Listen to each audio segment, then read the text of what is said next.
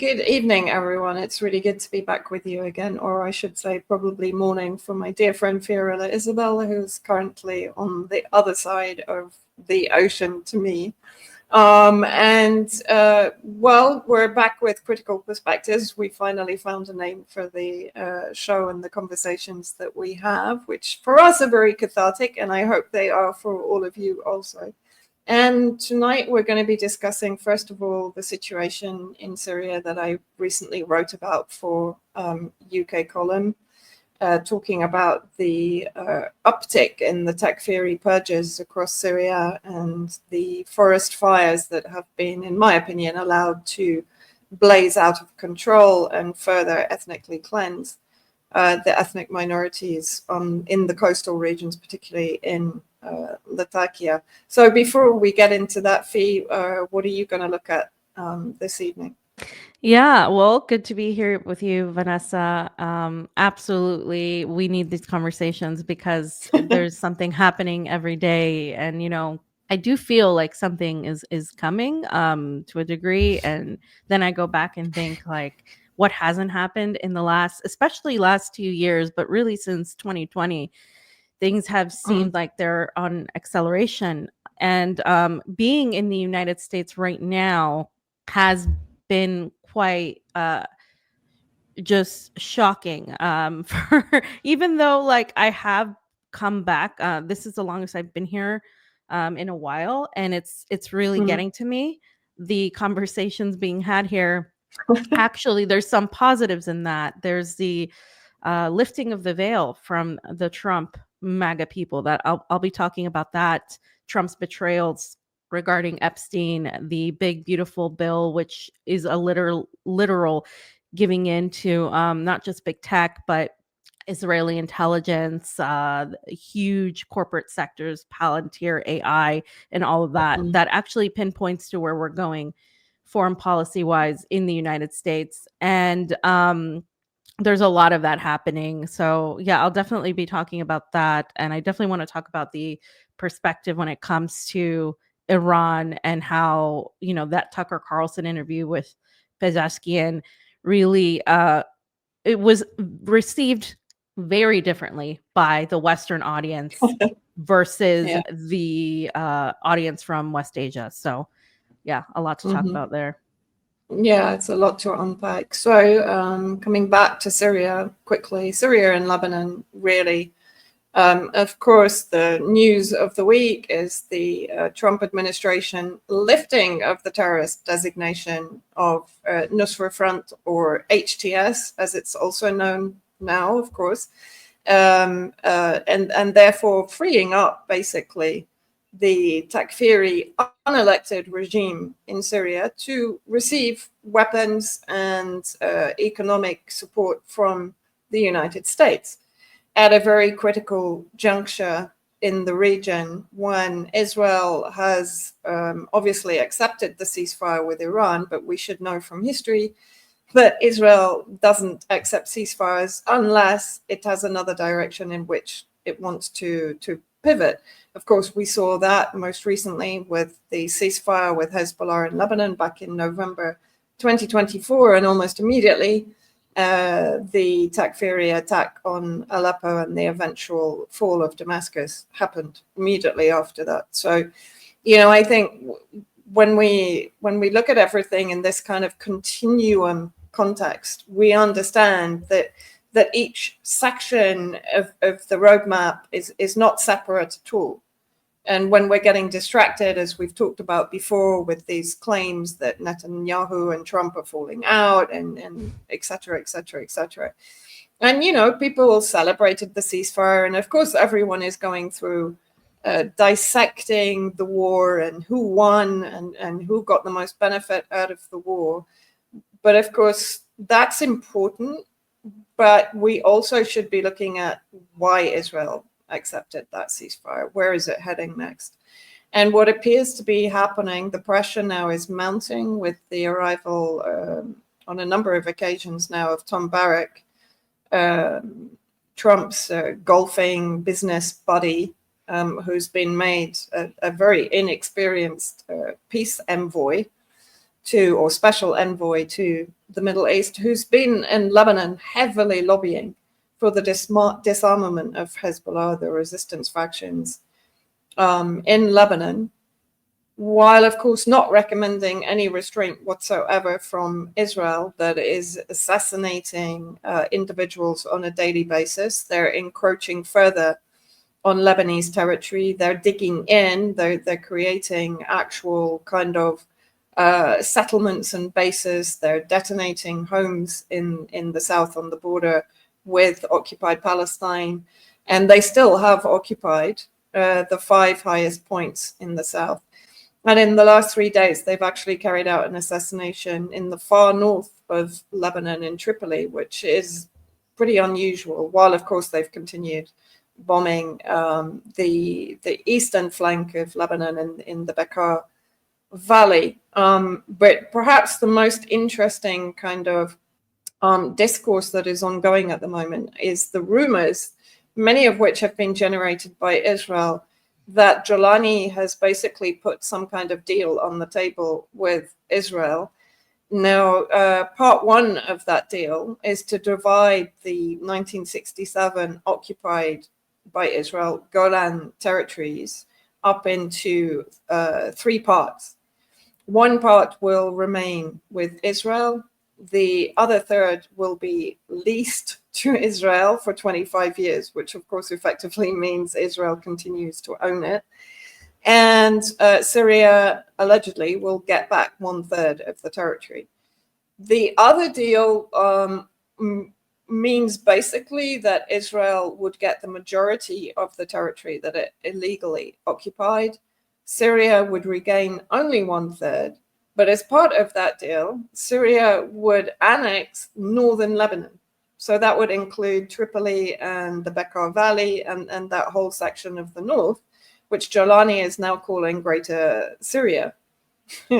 So we now have Greater Israel and Greater Syria, not really competing, of course, because whatever plan that Jolani puts into action is not his own plan.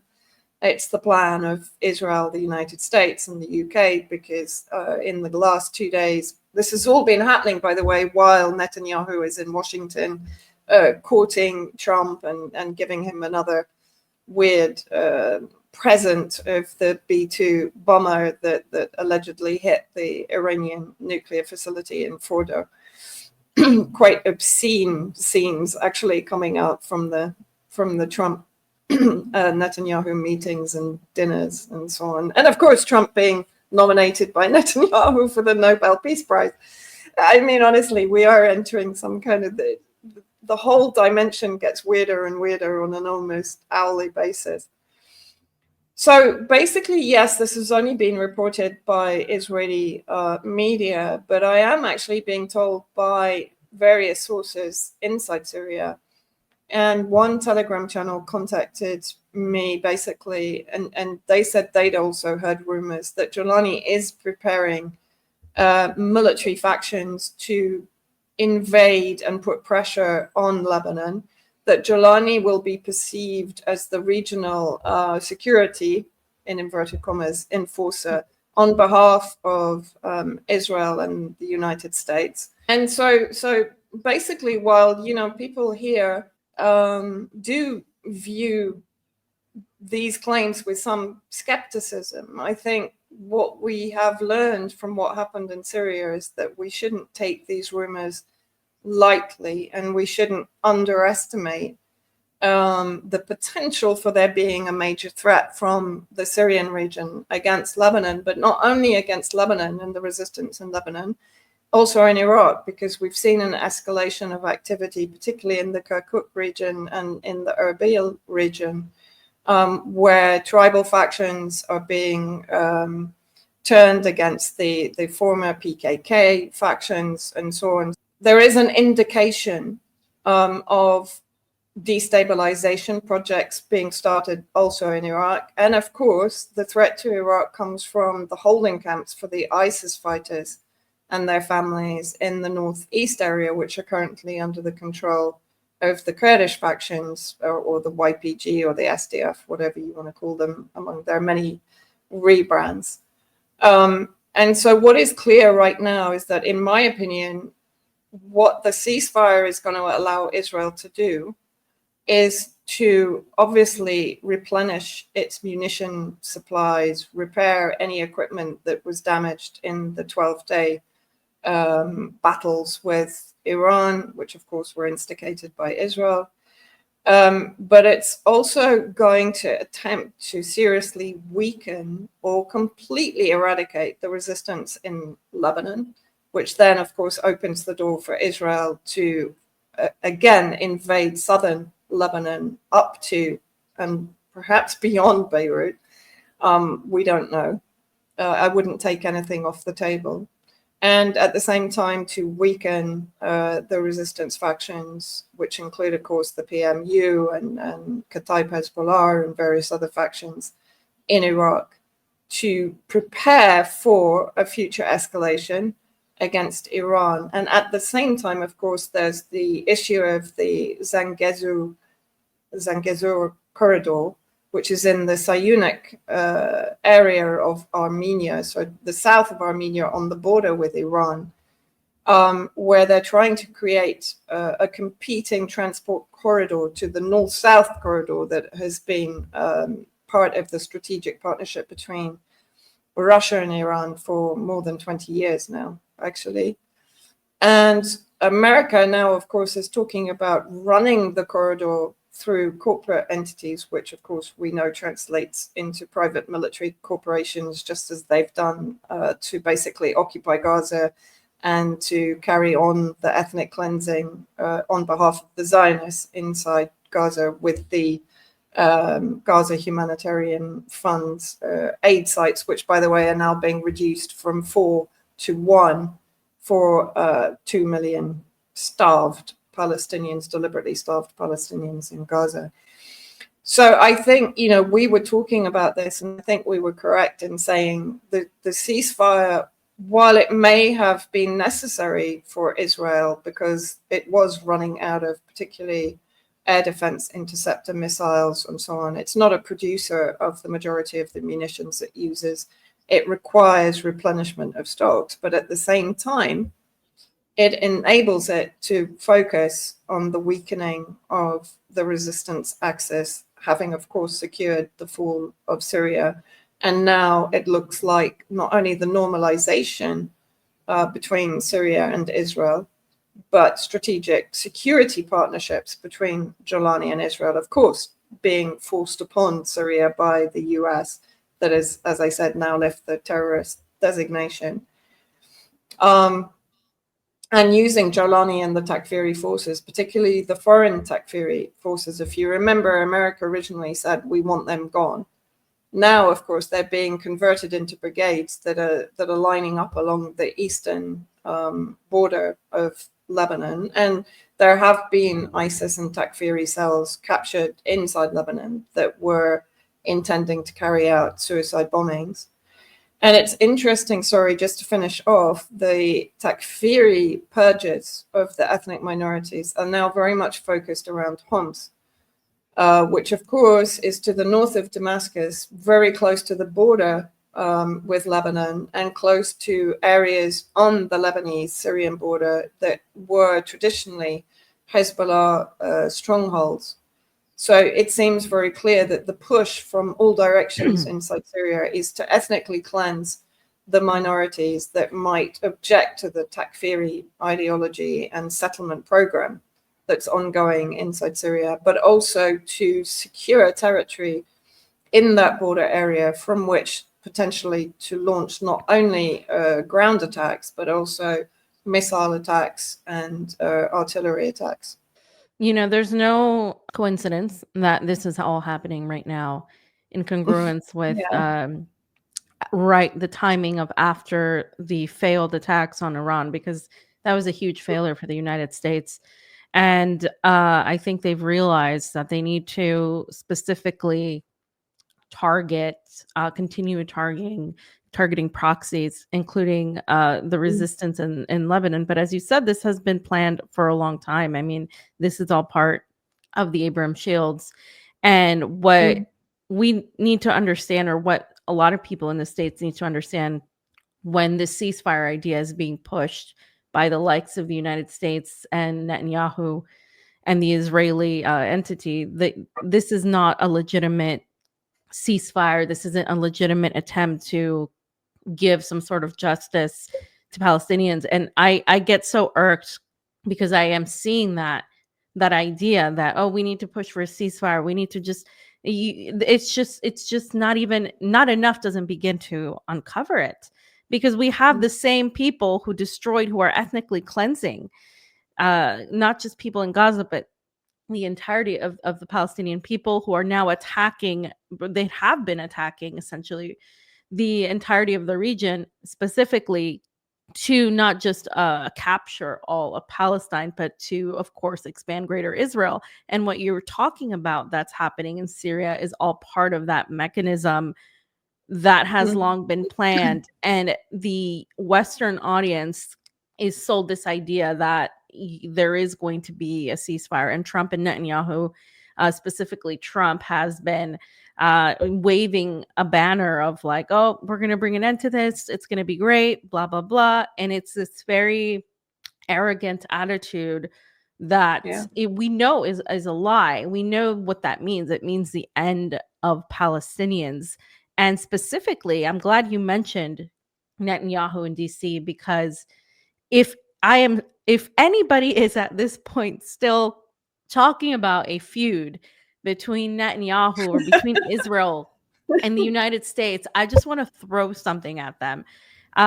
Because, and I've seen it, and I know you have too, and we've seen this. I'm not going to mention names, but I've just seen it everywhere because it's been a lot of people. And this isn't the first or even second time. This is like the third or fourth time when people are just saying, oh yeah, Israel and the US are done. They're fighting. Trump doesn't like Netanyahu.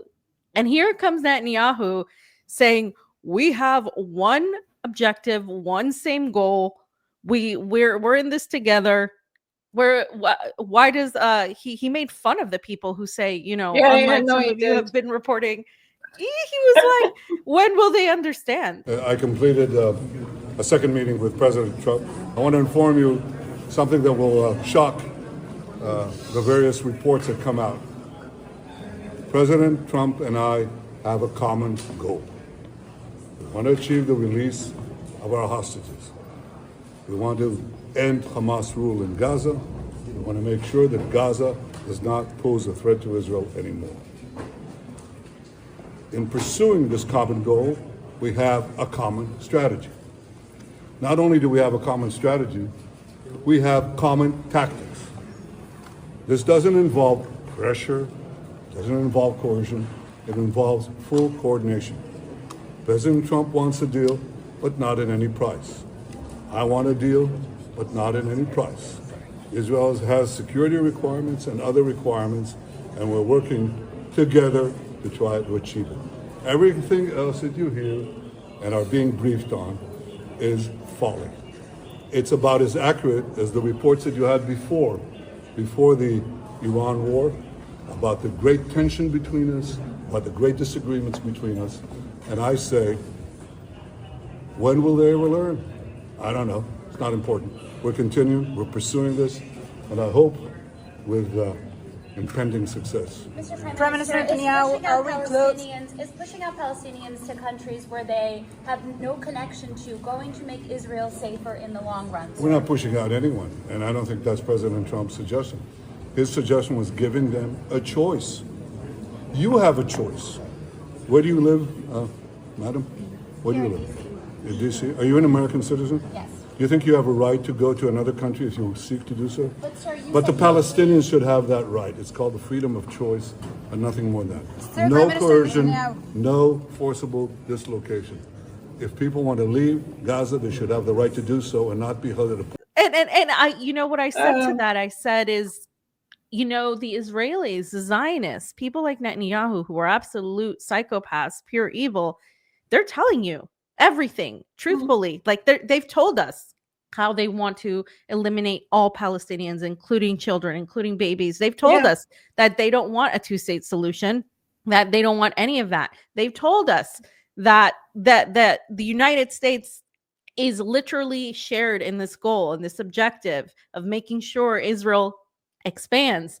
And yet you have Americans, people in media, analysts, commentators, journalists, throwing these ideas that the United States and Israel are not aligned somehow, or that this is just Israel in control of everything. And the reality is the United States is very much on board with what Israel is doing. It needs Israel just as much in many ways as Israel needs it. This is more than Israel. What we're seeing in the world is this ideology of supremacy, that it's being led by Zionists, but it's not akin, it's not only in Israel. This is clearly the sentiment and the actions being laid out by the West, I would say the collective West, but there isn't really an opposition to it. And we can talk about that later. Not a strong enough opposition with the greater powers, China, with Russia. There is an awareness of it,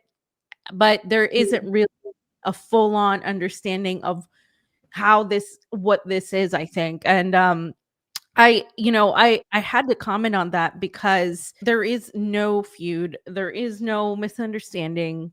This is the reality. The United States' plan has been, and Israel's too, with Abrams Shield, is to isolate Iran, which is what they're trying to do by attacking its neighbors, completely promote this idea that there's going to be an end to what they say, right, is the Gaza war, which we know is the Holocaust. And they're going to try to say they're going to end something by essentially installing their own system and their own military sectors within Gaza, within the illegally occupied West Bank, the Palestinian territories that are left. And they're going to try to sell you this idea that that's going to be the end of what's happening in Gaza. And I think that's the next part. So people can start relaxing and feel like everything is fine. And Americans will buy it because they're already buying a lot of things that they're selling. And Donald Trump has become actually a pretty hateful figure here.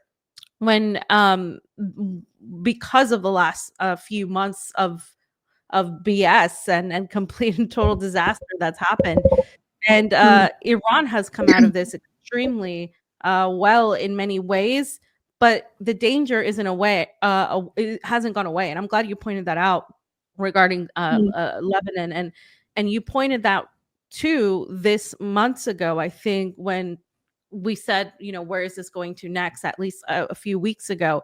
And it was very obvious that Hezbollah had to be targeted because Hezbollah has been one of the strongest, I would say, of the resistance in their support of the Palestinian cause, and also as just in general as a faction. They're extremely determined and strong. And the United States has long had their eye on Hezbollah. They've long tried this time and time again, and they haven't succeeded. But now we have a fall in Syria.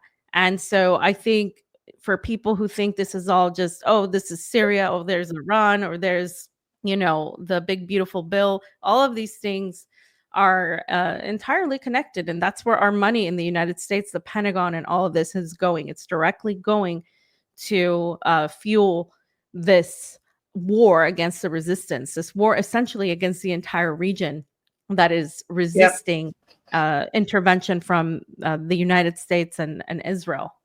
And I think another important point to make, and that will probably bring us on to the whole Palantir aspect also, and your amazing work on the big, beautiful bill. I don't think I've seen anyone delve into it to the degree that you did.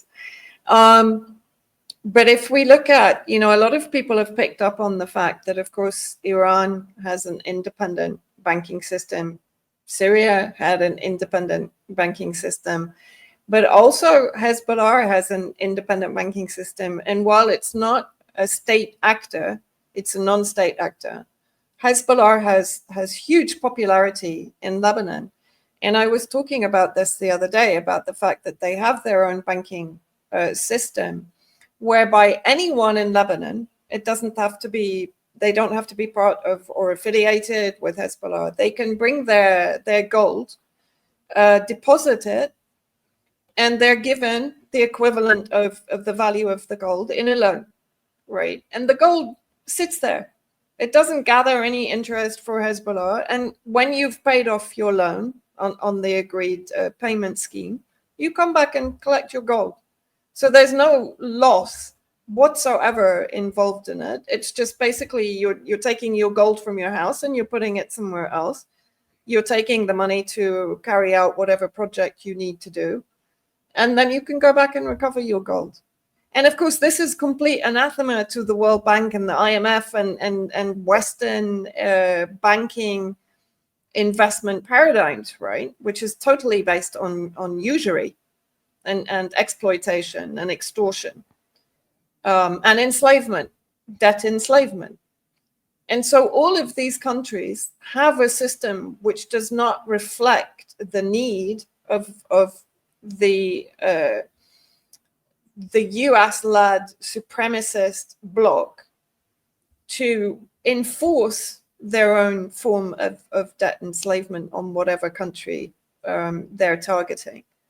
And that's a very important point to make. The other point that I want to make, which is a little bit more complex, it's the religious aspect of what's going on. And I'm not looking at it from how can I put this? If you look at who is driving the Zionist agenda, it's actually the majority, the Christian Zionists. We know that Trump's administration is packed full of Christian Zionists, which is an oxymoron in itself. But nevertheless, we know that they believe in an end time, and the second coming of Christ needs this kind of apocalyptic era in order to generate that second coming. And that's the whole argument in the occupied territories over Al-Quds and between Al-Quds and Temple Mount. You know, the Zionists want to destroy Al-Quds, which is, I think, the third most holy site in Islam, and build their own temple over it, etc. So the religious aspect, if you look at Netanyahu's language from the very beginning, the end of the Amaleks, the calling of the AI genocidal systems like gospel, etc. Right? So this biblical theme has been running throughout this intensified genocide. This one that began on the 7th of October, of course, the overall genocide has been ongoing since 1917, actually. What this is all about, and when you look at what's happening in Syria, it's the ethnic cleansing of all the minorities, which includes Christians. Why? Because that then creates a battlefield which is between Takfiris and the resistance, which is predominantly Shia. So we have, if you go back in history, you have the risk of a new Karbala, which however many thousand years ago was when Imam Hussein was slaughtered with his followers by the followers of Umayyads, which are now how the Takfiri factions describe themselves in Syria. So in my opinion, this is also what we're heading towards. We're heading towards a driving out of the Christians, which has been ongoing for decades. You know, even during the regime change war against Syria, Christians were given almost immediate access to countries like Canada and so on. Huge percentage of the Christian population in Syria was driven out by the Takfiri attacks on their communities during the 14 years of regime change war. And now we're seeing it again. We're seeing life in Syria being made impossible, particularly for Christians, for Alawites, but also now for other minorities, even for the Druze, etc. Right? So I think, honestly, this is where we're heading. And people are probably going, oh my God, this is too much.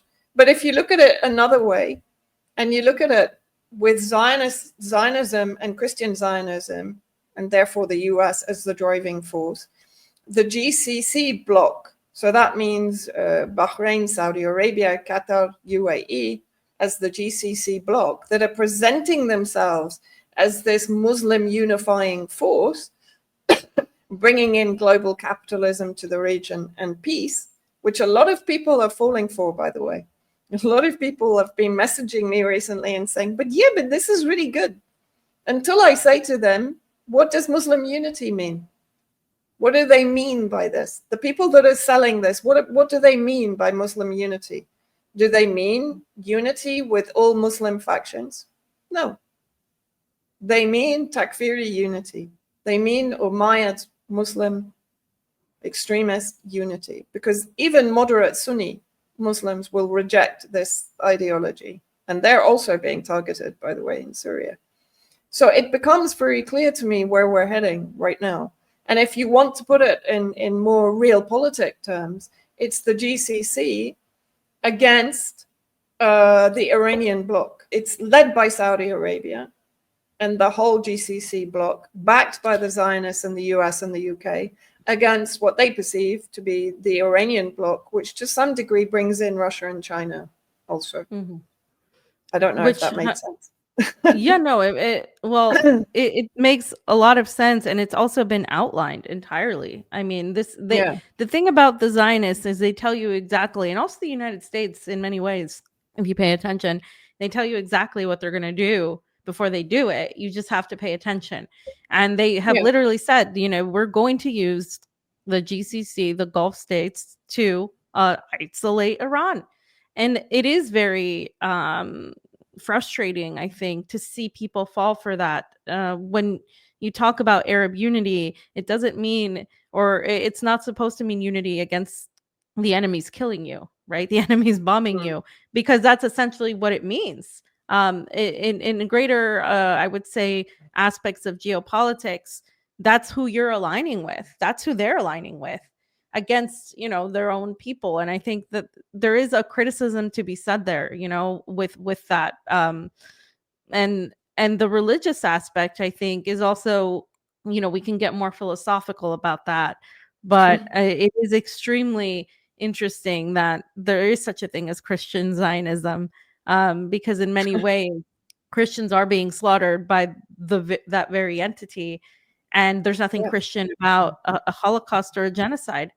There's nothing Christian about that in the religiously historic lands of, Jesus Christ, like in this area that is so biblical for these people. I mean, it's almost, you step back and look at it from that perspective and you're like, wait a minute, like this is crazy that this is happening all over again. And especially when you talk about the slaughtering of children, which is something that did occur a long time ago, according to the Bible.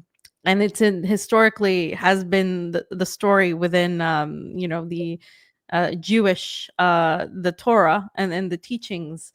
And it's also part of the Old Testament. And so you look at that and you're like, this is all quite interesting that we're coming to this here. And on the other side of that, of course, we have the literal blueprint of the United States' plans when it comes to their focus on specifically targeting Iran, China, and Russia.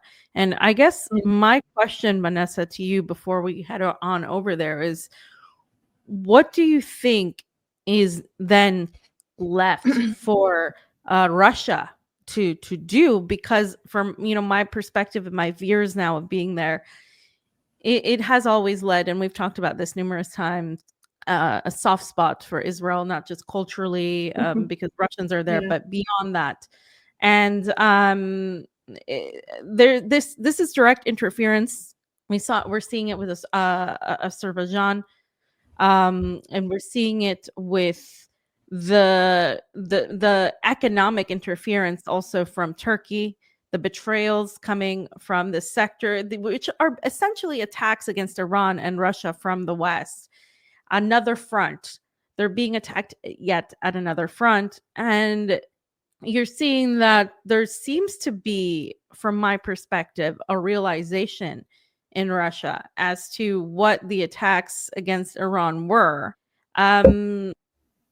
Because I think there is an internal division in terms of this sentiment against Israel, because clearly several sectors of Russia don't want to don't want to really force Israel to do much. I mean, you can see these condemnations from both Russia and China, but you don't really see anything happen from these condemnations. And they talk about diplomacy as if you can be diplomatic with a genocidal entity. And as they've seen themselves, especially Russia, with what's happened in Ukraine, there hasn't been diplomacy. There's been a shift in the narrative from Donald Trump regarding Vladimir Putin, right? There's been this shift where he has now began talking about Putin not wanting to stop killing Ukrainians, that he's not happy with Putin, that he's going to send more weapons into Ukraine, that he's not going to stop. But in all of this, we're also seeing the revelation that Trump is very much not in charge, and that no US president has been. And Vladimir Putin recently made a comment talking about, essentially men in suits controlling the government. What he's talking about is the intelligence apparatus. And this all gets really kind of crazy because, there was a point, and I still think Russia is more than willing to have some sort of arrangement or negotiations with the United States. However, I think that after Iran and what the United States did and how Iran responded, I think that also set out a certain vibrations out, I guess, in the world, particularly in Russia, where they're realizing that they will be a target eventually. And I think they know this. I think Vladimir Putin isn't dumb. I think he's aware of this, but there has to be some sort of decision to be made soon, because now there's not just economic interference. There's threats. There are threats being made still by the United States against Russia. There are proxies being used against Russia while simultaneously talking about peace and all of this stuff. And so my question is, what then does Russia or China make out of what happened with Iran? Does this change anything? Are we seeing the potential for them to maybe take a different direction than they had initially anticipated? I think that's a really difficult question to answer. I would love to say yes, but I was actually today doing a lot of work on the various competing economic corridors. And what this throws up is Russia's dependence on Baku and Azerbaijan for protecting its South Caucasus, basically, influence. And this puts it, in a sense, in direct confrontation with Iran. Because I was talking about this Zangezur corridor, right, which is in the southern area of Armenia, on the border with Iran. Iran is not happy about it because, again, it's going to close. It's also going to interfere with that north-south corridor that Iran and Russia are setting up or have been working on for the last 20 years. It's just been stalled many times, basically a lot to do with the American sanctions and the lack of ability to invest in it. And also, so Iran is putting forward this Aras corridor, which is basically dropping below the Armenia border line into Iranian territory to try and offer an alternative to the Israeli, basically, corridor, because Israel will have influence with Baku. Israel's been supplying the weapons to Azerbaijan, and it effectively controls Baku. Baku's been supplying the oil to Israel throughout the genocide via Turkey. And for Russia, of course, the threat also is from Turkish expansionism through Azerbaijan and through Baku. So Baku, in a sense, is becoming this conflict hub in that entire corridor region. And it has potential to make it difficult to achieve the North-South corridor agreement between Iran and Russia. It also means that Russia is to some degree looking for a way to protect its own interests, which may at some point clash with the interests of Iran. So we're in a very sort of delicate area at the moment. And of course, also, if you bring in another BRICS country, which is India, which of course is establishing the India-Middle East economic corridor from Mumbai through the GCC bloc, through Israel, Egypt, and into Europe. So you've got so many competing. You've got Turkish middle corridor also trying to exclude both Russia and Iran. You've obviously got China's Belt and Road Initiative. So at the moment, this corridor war is actually central, I think, to how Russia's policy will pan out towards Iran and even towards China. I think, personally, when I'm looking into it, I need to continue looking into it because it's very complex. But for Russia, the priority is to prevent Turkish expansionism and Turkish control of the South Caucasus, which then will have a knock-on effect of the former USSR republics, of course, and lead to potential for Russia being faced with further destabilization on its borders through those republics, which of course has happened historically also. Now, if Israel increases its influence in that region, I'm really not sure which way Russia is going to go. And at the moment, Israel is what is keeping Russia inside Syria, in my opinion. And Russia needs that base in Syria to expand its operations in Africa, as we've talked about before, and in Libya. So I think if we look at Russia as a very sort of pragmatic player, ultimately it's going to put its own interests first. Of course, it's not going to try and scupper the strategic partnership with Iran. But ultimately, when it comes down to the line, if it's a choice between Israel and protecting Russian interests over what Iran can offer, then I'm afraid Russia will go with Israel, in my opinion. Yeah, I mean it's hard to say because I do see Yeah. certain pushback within Russia, and this is something that it exists everywhere. Just like in the United States, people are realizing a lot about Israel, and there is a lot of pushback. There's a lot of hatred actually for Israel, unlike anything I've seen before. I definitely did not see that sentiment before. And so I think that is actually, it does exist in Russia, but there is also the interests and that aspect of money.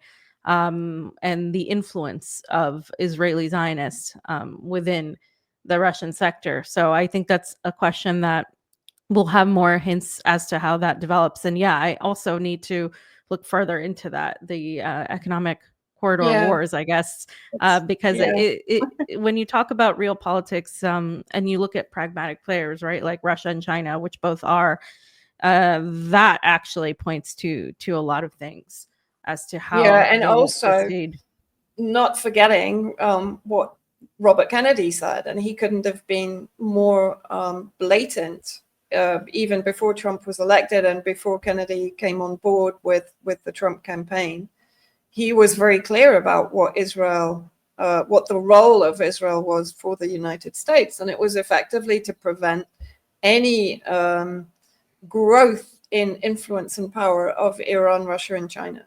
And so that explains to me the influence of Israel over the last few decades in Azerbaijan, which is kind of interesting to me because Azerbaijan is majority Shia Muslim. I think it's something like 50 to 60% Shia, 30 to 35% Sunni Muslim.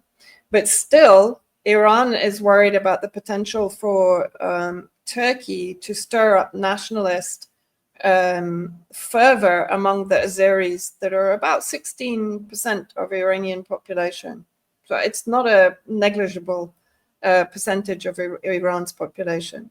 So there's a lot at play here. And I think, again, what we shouldn't forget is that the war against Iran isn't over. We only saw one of many stages, just as we only ever saw one of many stages in the last 75 years of the war against Syria to bring down an independent government in Syria, to destroy their independent banking system, to put them under the control of the IMF and the whole kind of Western monetary fund enslavement.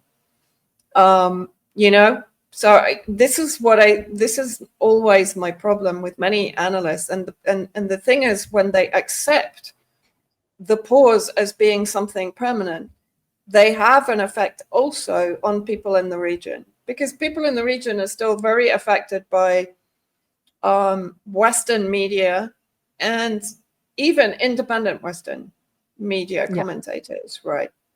And so in a sense, we have a responsibility, without sounding, ridiculous about this, but we do have a responsibility to point out, even though people are going to accuse us of being blackpilled, we're not. I've written about Iran's ring of fire, the power of that ring of resistance around the US and the GCC is what is so potent. That's what is such a potent threat to Israel and the US. And that's why this war is in no way over. We've just ended one of many stages. And now we're in the next stage. A friend of mine here, who also, Fee, but she said to me the other day, she said, it's too quiet. I don't like it. It's too quiet. There's and that's how everyone is feeling here. They're all waiting for the next assault, basically. But that's the truth. I mean, that's how I'm feeling. And I think unfortunately in the United States in particular, they don't really get that. They don't understand, when it's too quiet, there's something going on. And that's what worries me night and day, honestly. Since I really haven't slept normally since 2024. I swear. It's just been one thing after the other. And the thing is, looking at it from the psychopathic US perspective of these people in charge, they are very much forging ahead, and they have plans when it comes to Iran. There is no way that they will allow Iran to come out of this successful or continue existing the way they are without literally throwing everything at them. And that's what we're seeing in their legislation. And this is quite important, because it does kind of signal to everything we just talked about and everything you just mentioned, Vanessa, where the US is going into with such fervor. So if y'all want to check out my Substack, I did a piece on the Big Beautiful Bill. That was the name that Donald Trump gave this almost 1,000-page bill. And this is funny and relevant because he always criticized the Democrats for having these thick, long bills full of a lot of hidden things. And then he literally goes and does that. And this is because Donald Trump is not, he's a figurehead. Presidents aren't really running the United States. And that has been more clear, more recent than at any other time. Because he wasn't even aware that the U.S. stockpiles were running low. And that, I think, was actually a genuine revelation, because there are things that he is not aware of. And when you look back at Joe Biden, there's a reason why we were able to have a senile president for 4 years without, with things still running to a degree, and it's war still continuing and genocide happening, because he's not running the show, and everybody knew it. Well, neither is Trump, really. And this is not to release him of any fault, because he's very much betrayed his entire group of supporters. The reason this is relevant is because I think in this way there is some sort of enlightenment happening within that sector a little bit, to the degree that I think they didn't expect. And so, along with the Epstein cover up, which is essentially what it is. Oh, there's nothing there. Happened. Nothing happened. The guy just killed himself. Ghislaine Maxwell's in jail for nothing, for nothing. So I think that was probably the biggest betrayal for them, because this had to do with pedophilia, sex trafficking. These are very passionate topics for a lot of these people that have been on that. There's also the surveillance state, and the idea that Donald Trump was going to take on the deep state when he actually just gave the entirety of the American population to Palantir. And so this Big Beautiful Bill essentially was like the cherry on top to everything that has been going on, because since Trump took office, Palantir received $113 million worth of basically chunks, even in one sector. They're involved in the Department of Defense, they're involved with the ICE raids, which we've talked about before, the technology that they're using, and they're also involved, of course, with partnerships with Israeli intelligence. And it all makes sense once you look into it. So, of course, symbolically, Donald Trump signed this bill on July 4th, the American Independence Day. And I haven't been in the United States for this day in a very long time. And I usually try to get away, because it's usually the most annoying day in the world, when it comes to US patriotism, when it comes to people wearing the flag and not realizing what we're doing. And this year in particular is probably one of the last years I wanted to be here, because of everything that's happened since, the genocide, the wars, and people, and just I thought that I would come back and see like people celebrating as usual, and actually that's not the case. And that's actually, we are supposed to be blackpilled, but I will say that has been one positive thing that I've seen is I haven't seen the rah rah rah from the same people that I would normally see. I have family members that were Trump supporters, huge Trump supporters, and are extremely angry at him with with what's happening in Gaza, Israel's influence, and the surveillance stuff. So they have just essentially called him out. And so I do think that it's not just an internet thing. I do think that people are angry with the current administration and are realizing that this is just more of the same foreign policy. In fact, it's a continuation of that foreign policy, because in this bill that was initially, of course, not backed by everybody, but then, of course, they had to get most of the bills. Thomas Massie is one of the ones who stood against it. But everybody has been focused on the social aspect of this, which is not minimal. I mean, it's gutting healthcare. We already basically have the most terrible healthcare. Even when you pay for it, they try to make you prove that you're actually sick enough to get some sort of test done. And that's been the story from many people close to me. So healthcare, it's gutted healthcare, it's gutted social programs. It's going to make people who have student loans pay higher interest. It's making it more difficult for people to just get their health taken care of. So all of that is true. And it's really a punishment on people who basically are what we call in the United States, the middle class to, the working class.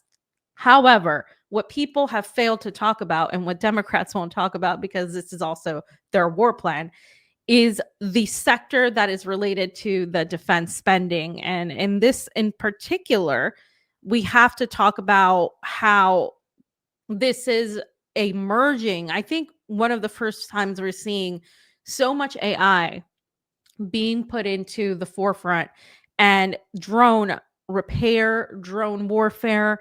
That's where the United States is putting all of its weight behind. It's really a reflection as to how they're going to operate.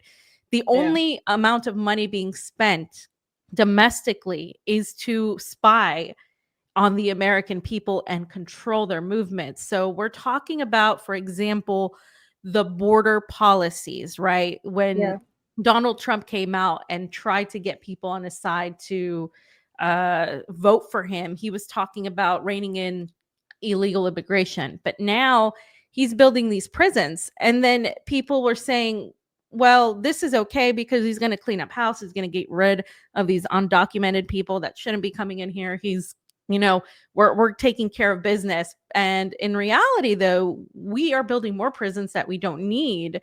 And the surveillance that is being used is technology that will not just be used on undocumented people, but will also be used on American citizens, because it is part of a whole network. And that's not going to go away, or decide that because you're not because you're a US citizen, it won't be used against you. And that is essentially what is in this bill and what people have been ignoring. I mean, we're talking about their focus also on cyber warfare, billions and millions of dollars going into that. You're talking about DARPA's fingerprints being used in the AI developments. And so this essentially is focused on, even though it's not primarily laid out there, they focus on weapons used by Iranian, Russian, and Chinese proxies, or what they view as proxies. Yeah. And they are focusing pretty much on this technological surveillance complex being built up in order to essentially carry this out. But all of this technology that's already been given to Palantir is creating a network on every single American and every single person that lives in the United States.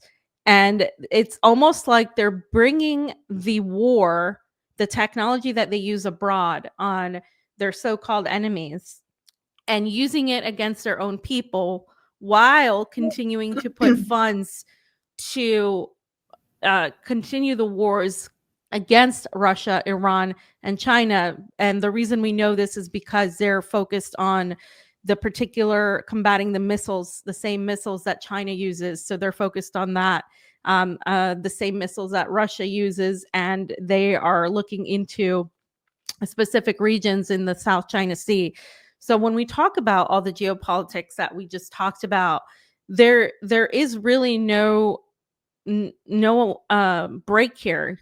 While the United States is quiet, be aware that they are advancing. And I'm not saying this to say they're undefeatable or omnipotent or anything like that. But what I am saying is there isn't a moment that they're not trying to continue their antics when it comes to, especially right now, Iran. Because if Iran can go down, then they can fully focus on Russia and then China. And as you just laid out with Azerbaijan becoming the sector, that is also a targeting of Russia. And so that's why I think we've seen also a language shift on that. There hasn't been a single war ended under Trump. There have been more wars essentially started, or at the very least continued. And the thing is, there is a huge amount of weight being put in to this war technology.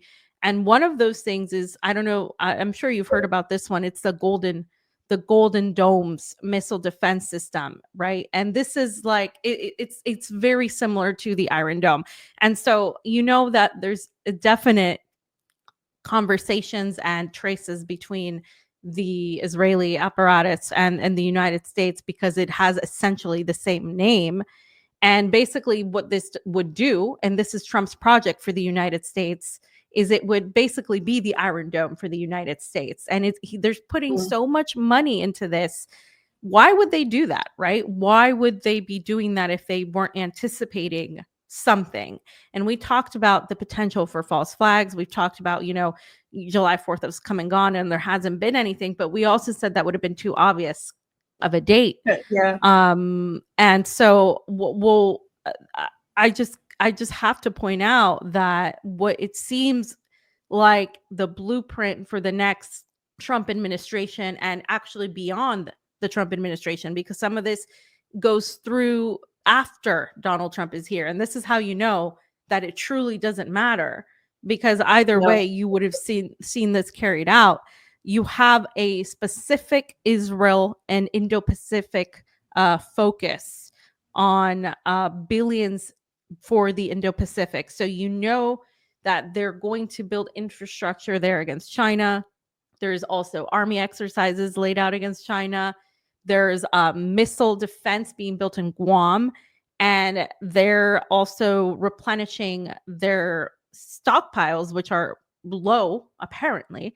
And that has a lot to do with continuing to support Ukraine and Israel. So what we aren't seeing is an end to any of that. There is like, it's almost, I mean, I think Americans should be extremely angry, because all of this money is going directly for Israel. And that's the one thing I have been seeing, Vanessa, is that people are starting to develop this awareness as to, wow, I wasn't aware Israel was embedded in every facet of our government. What exactly, why is that? Why is that happening? And so that is the one thing that I have seen. But, you know, when it comes to these things, these bills, nobody reads them. I mean, they're too long. I mean, even if you're a president, you don't read them, but they get essentially summaries from their secretaries, right? And then they're given this summaries and they're like, all right, okay. But this is, we're talking about as Americans, you should be angry because you're talking about warrantless data collection. You're talking about warrantless surveillance. You're talking about, you know, what's happening on the streets right now in Los Angeles, where vigilantes with no tags or no identification are taking people and throwing them in the back of vans, which is actually happening. And most people aren't really talking about that, but, you know, I guess that's protected.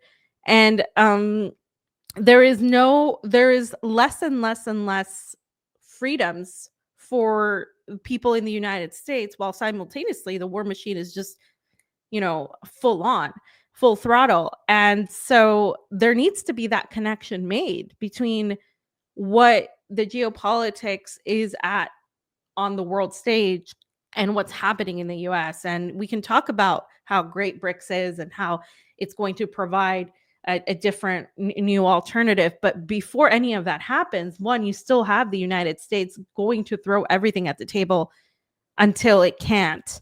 And you still have the existence of Israel and their expansion, and the United States continuing to throw billions to that. So how can we even think about developing a different world if we're not really developing anything different? We're just simply saying, okay, well, now 2 more people have more power, or, you know, 2 more entities have more power. So what are you going to do with that? You know, it's just been really frustrating on that end.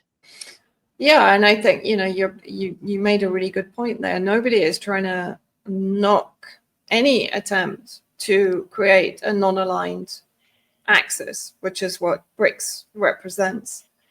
But that non-aligned axis should be held to the same account as any other power complex in the world today.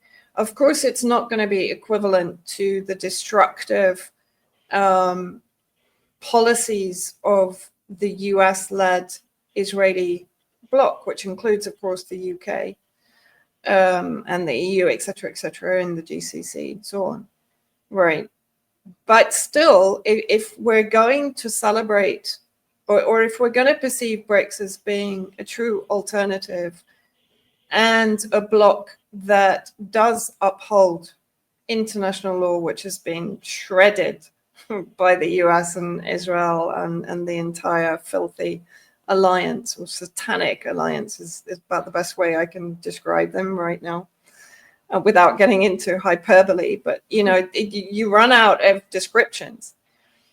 Then we have to hold, for example, Russia to account for its kind of lukewarm dealing of the issue of whether it came to Iran's aid in the war against Israel or not, and so on. And we've talked about this also, how it behaved towards Syria, etc.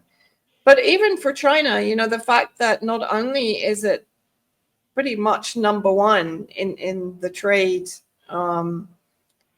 listings for Israel, but Chinese state companies have actually invested in companies inside the occupied territories that are carrying out the settlement programs against Palestinians in the occupied territories.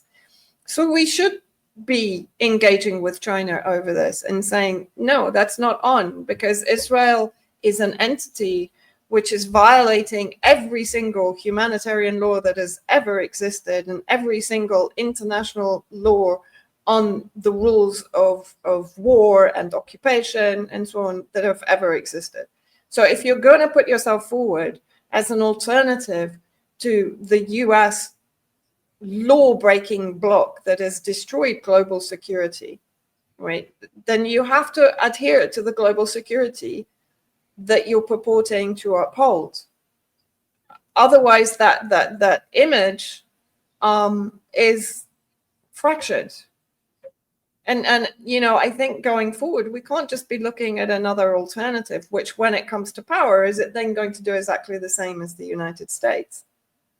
Right? Because we have to see that there is a support for the equity of all countries, including countries that are right now being marginalized by the US, occupied, devastated, their resources stolen, and so on.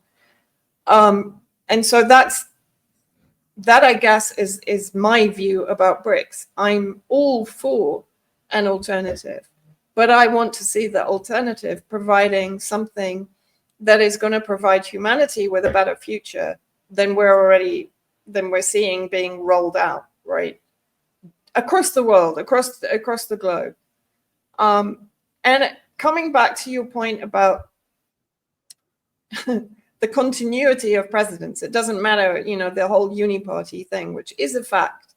Look, if you go from Biden to Trump, when do we ever hear a sensible answer? Biden, to a degree, as you said, was senile, but nevertheless, he was allowed to just come out with rubbish.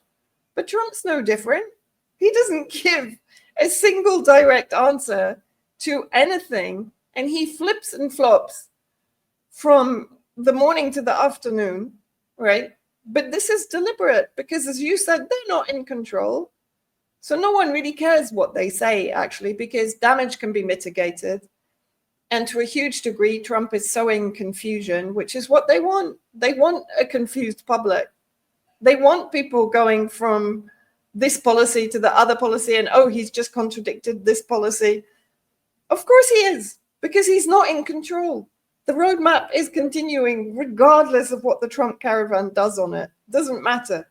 It's irrelevant, right? And all this draining the swamp and all the rest of it, forget it. It's nothing to do with that. It's not going to happen because the billionaire class, which is in control of everything that's going on, is not going to relinquish control to effectively he's just a member of the billionaire class. So why on earth would you put your faith in a member of the predator class that is, as you've said, through his big, beautiful bill, going to enslave and crack down from a tech surveillance perspective on the American population? But I want to just very quickly cover this whole scandal about the Tony Blair Institute being involved in the plan for Gaza. Because again, this demonstrates, you remember when people on social media were arguing with us that Palestine is only one issue, Trump's going to bring peace and blah, blah. He didn't start any wars. That was one of the biggest arguments that was flung at me when I was trying to point out that Trump didn't start the wars, but he didn't end them. And actually, he laid the ground for Biden to do what he did in Gaza during his administration. And if you go back to the first Trump administration, he was already putting through these economic plans for Gaza, which were being rejected. So just as they rebrand the terrorist factions across the world, but particularly in Syria, to give them plausible deniability from the crimes they committed when they were Al-Qaeda. They're still Al-Qaeda, but they're given a new name. They're taken off the terrorist designation list, and hey presto, they're men in suits doing the bidding of the United States. But you go back to the Trump first administration, he brought in the Abraham Accords. He talked about moving the US embassy to occupied Al-Quds. He gave the Golan occupied territories to Israel. He brought in the economic plans or schemes for Gaza back then. They weren't accepted. So what happens? Biden comes in and obliterates Gaza, right? He carries out the genocide that is necessary to bring the Palestinians to their knees to accept the Abraham Shields plan, which is now being presented as the Great Trust from a demolished Iranian proxy to prosperous Abrahamic ally. And it's even more disgusting than it was back under Trump's first administration, but he set the groundwork for this. The expulsion of 25% of Gazans. So that's 500,000 Gazans. the reduction in humanitarian aid, as I said, from what was originally 400 distribution sites under the UN to 1 for 2 million people in a section of Gaza that's already tiny, in a section of Gaza that is diminished down to being, I think, around 1/6 of the whole Gaza landmass, for 2 million people that are being bombed on a ongoing basis. I mean, we've seen a steady stream of mutilated children on social media since October the 7th, and it hasn't stopped, regardless of all of the deviations in Trump's policy and the so-called rifts and so on. It hasn't stopped, not once. Not for any ceasefire, not for any other war that is being conducted. It didn't stop, right? And when you look at the map for Gaza, it's an Elon Musk Trump project. There's a whole Elon Musk smart zone. There's the Trump Riviera project, which is included in this. There's GCC influence putting forward 53 billion through the Arab League for reconstruction. Of course, that'll be controlled by Egypt, which is already in full collaboration with Israel since 1979, when Egypt was the first to normalize with Israel through Sadat and the Camp David Accord. But what I'm saying is, when you go back through history, you can see the steps that each president has secured in this path to effectively exterminating Palestinians, ethnically cleansing them, relocating them, making life so difficult for them. And I want to take this from the FT article. So they're going to put Gaza public land into trust for development. Like, this is the most sick form of the 1948 Nakba ethnic cleansing project. Assets will be sold to investors via digital tokens and traded on blockchain. Gazans can contribute privately owned land to the trust in return for tokens, which gives them the right to permanent housing units in concentration camps. I mean, you talk about the bill for the US. It's what is happening in Gaza is going to happen in the US. It's going to happen in the UK. The Zionist infiltration in UK government and across all sectors of society in the UK is exactly the same as is now incoming in the US. And exactly what is happening to Gazans on this unbelievably horrific scale is going to come to the populations of America, the EU, and the UK, unless you come into line, unless you de-radicalize, and unless you disarm. Of course, that's an issue which is relevant, particularly in the US. Because all of this, Palestinians having rights, is totally based on their demilitarization and their de-radicalization. In other words, abandoning any kind of political resistance and agency. The Palestinian cause will be finished if their plan goes through. Of course, I'm not saying, as you said, they're not omnipotent. They're not, but when you look at what they're proposing and how they're trying to bring this to fruition, it's pure evil. But that same evil is being incubated in the US and the UK and the EU and in all the allied countries. The GCC isn't going to escape it. I mean, they're already despotic anyway, but ultimately Israel isn't going to allow them to have the potential to wage war against Israel at some point in the future. Like, all of these takfiri elements that Israel is going to harness against the resistance are going to be expendable eventually also. Yeah. I mean, if they learned anything from the United States and Israel's previous allies that ended up, 6 feet under, I mean, that's what's going to happen to them regardless. And, as we start wrapping up, there's a couple of things I wanted to touch on. And I'm glad you said that what's going to happen or what their plan is for Gaza and for the greater region will come to the United States, because that is their plan. I mean, that is, and we're talking about psychopaths in charge, like Alex Karp, who is one of the founders of Palantir. And I don't know if you saw this video, Vanessa, but it's a video where he talks about how he wants to spray fentanyl-laced urine on negative analysts, and by that he means people who are dissidents, right? And so when we talk about the persecution initially has been, okay, the undocumented workers, then it was like, oh, the pro-Palestinian protesters, that was also a thing, and then now it's like, oh, those who are allied with Iran and Iranian terrorists. I mean, that's where we're going, right? That's where we are actually, and where we're going is pretty much anybody that disagrees with the establishment will be either with Trump's own words, sent to a foreign prison, will be deported to somewhere, even American citizens, not just ones that are naturalized, but those born in the United States. This is already part of the vocabulary, part of the conversation. So what Vanessa said is entirely true because it's already happening in the United States. And there's only so much time that the people there have to wake the hell up before they can't do anything about it.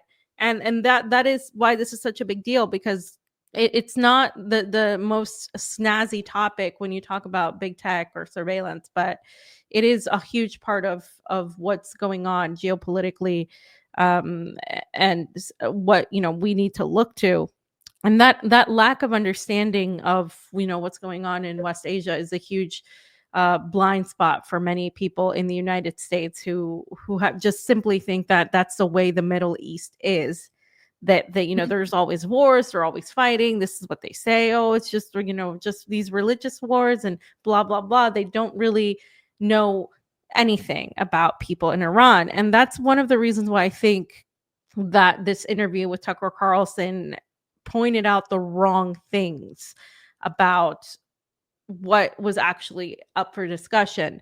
People took it as, oh, let's make this about Tucker being allowed to interview the president of Iran, and people criticizing him for doing that because Iran is a terrorist entity, they're a dictatorship and all of these things. So he got criticism for that. But on the other hand, people were saying, oh, this is great, it's good, we need to have these conversations, Americans need to see who understand what Iran is and that they're not a threat to US peace and that they're peaceful people and they don't want this war and blah blah blah.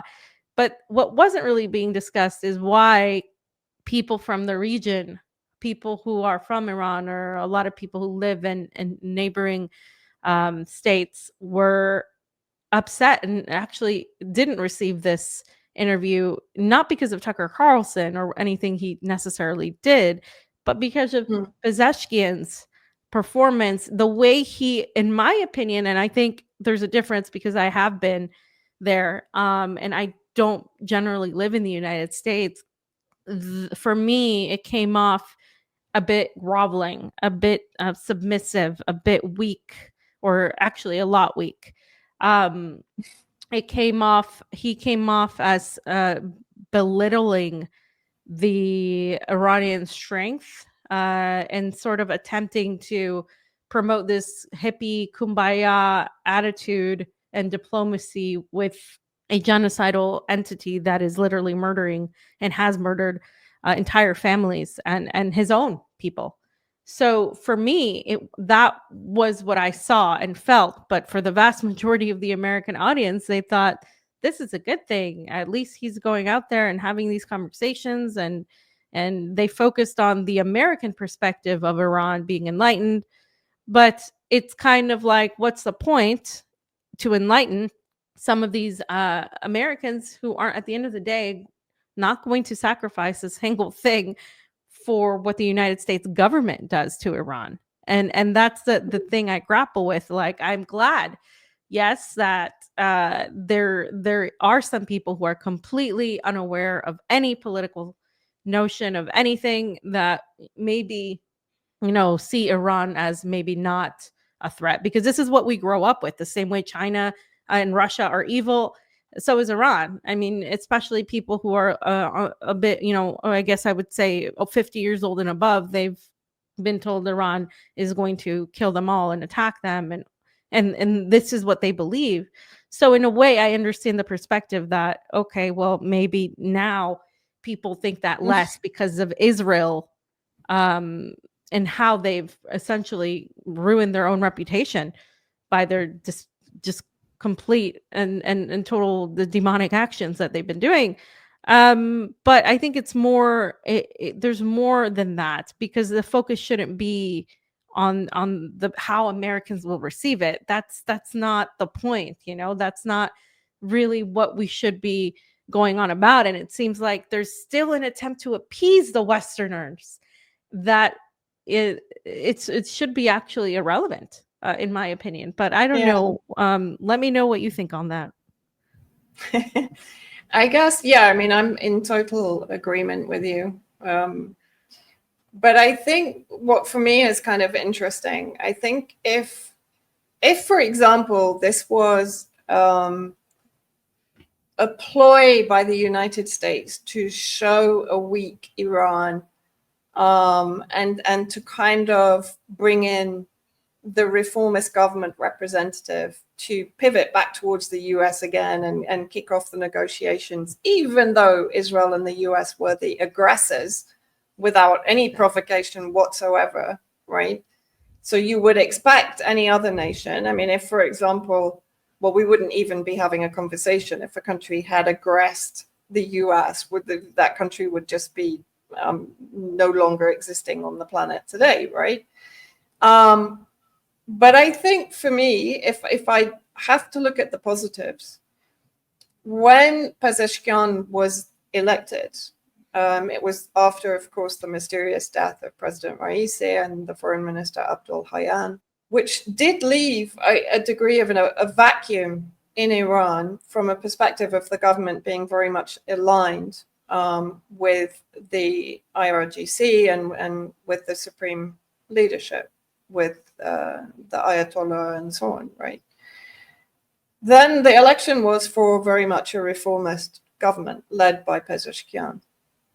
But what the Israeli aggression did, and of course it came on the heels of the genocide in Gaza, the assassinations of Hezbollah leadership, including, of course, Syed Hassan Nasrallah in Lebanon, the fall of Syria, and Yemen's defense of Gaza and defense of the Genocide Convention. People had already begun to understand who the enemy was. So for years, these, let's say, dissidents within Iran who'd been protesting certain policies of the religious leadership suddenly realized that, oh, hang on, you know, maybe they were right all along. And then, of course, Israel bombed pretty much all of Iran, killing civilians, killing military command, killing doctors, killing scientists.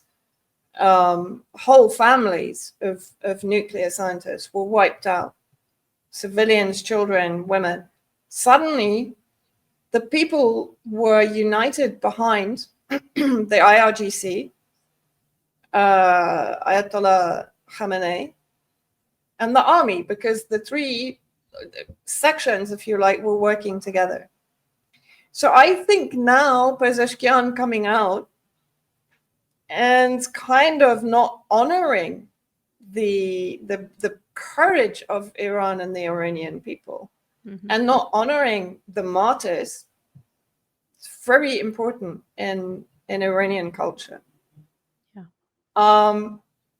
Has lost him the support even of the reformist crowd that are now behind the IRGC and behind, like, they're angry that Iran didn't finish Israel off, basically.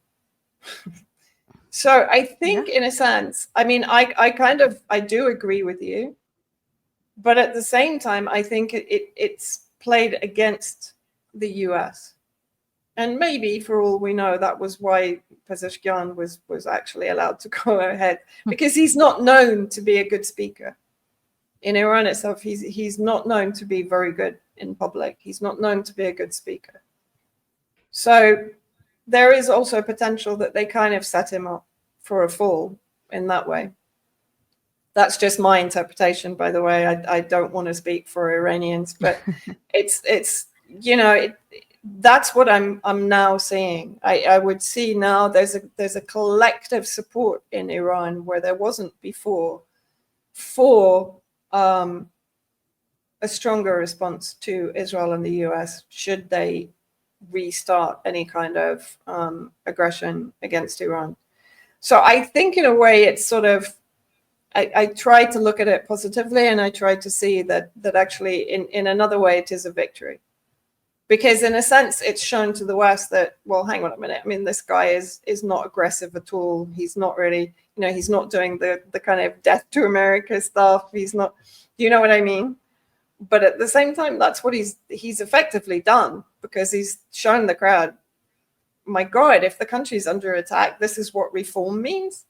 He's not even going to honor our dead. He's not going to defend us against the aggressor. He's not going to stand proud with Iran and the Iranian people when we're being warred against.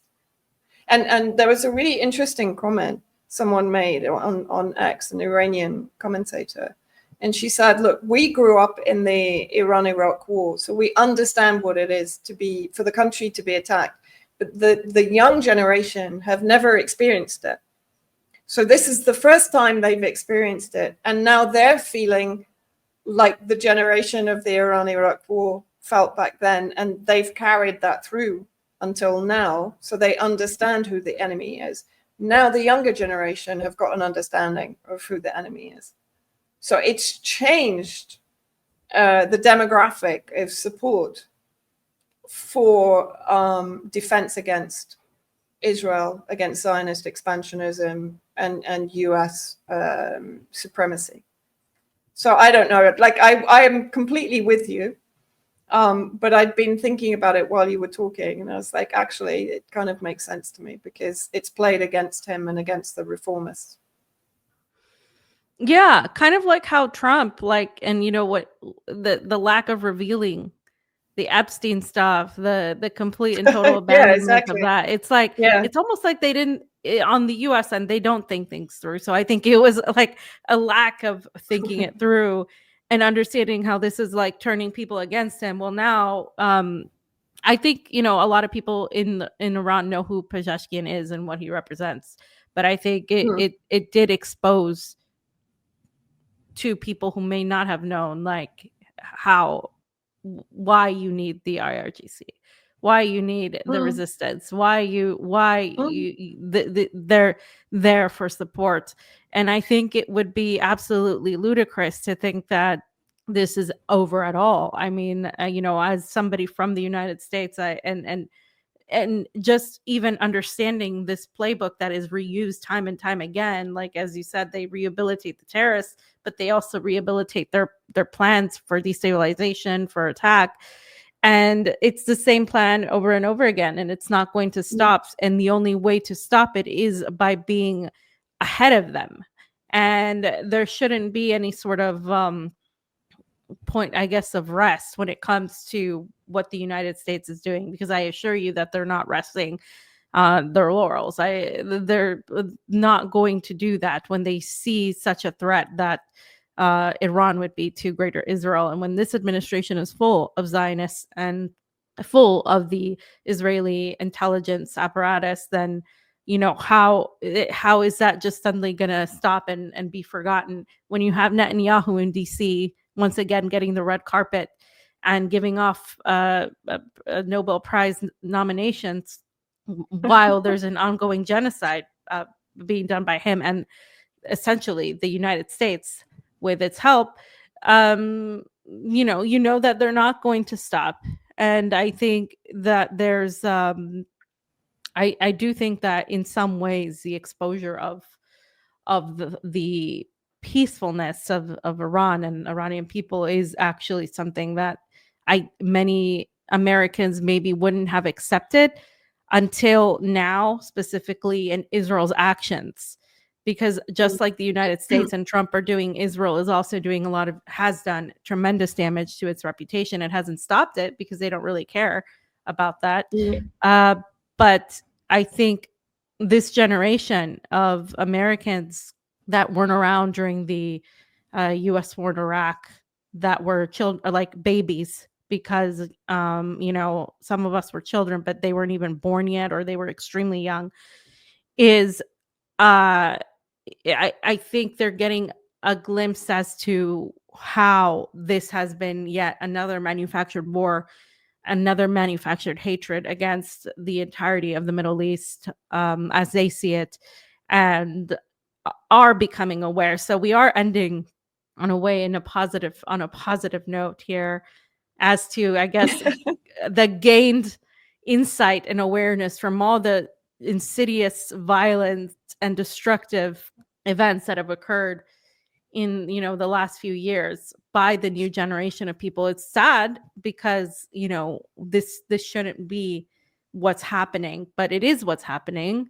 and it's a reoccurrence of what happened before. It's a continuation in many ways of what happened before, just with new players, I guess, and some of the same ones, to be honest. I mean, as you said before, and it's just, I mean, we talk about this. The presidents change, but the policies don't. So I'm hoping for some sort of actual counter to what the United States is doing. And as always, of course, it starts with people within the US, within the UK, within the Western alliance as well, not just the people in the most vulnerable parts of the world that are on the receiving end of these bombs that are dropped.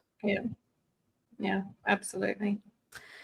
Okay, everybody. Well, that's it for today. Thanks for tuning in, and thanks for listening to our rant and our I guess it's present mind combobulations that we're having, because as we're talking, there's more things that come up, right, and more things that you start kind of thinking about. So all right, well, Vanessa, just let people know where they can find you, and I'll do the same in case we have something going on.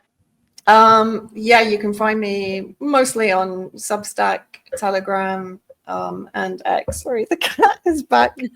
Say hi. Oh my gosh, you should just have the cat on the whole time. What is this? I know. Cat.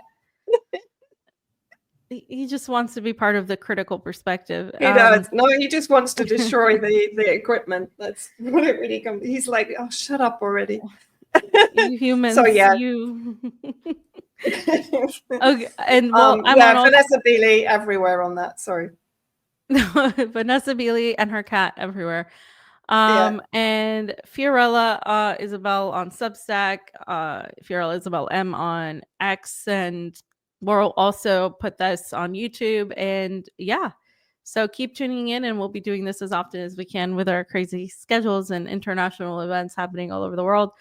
So thanks for joining us on A Critical Perspectives. We'll see you next time.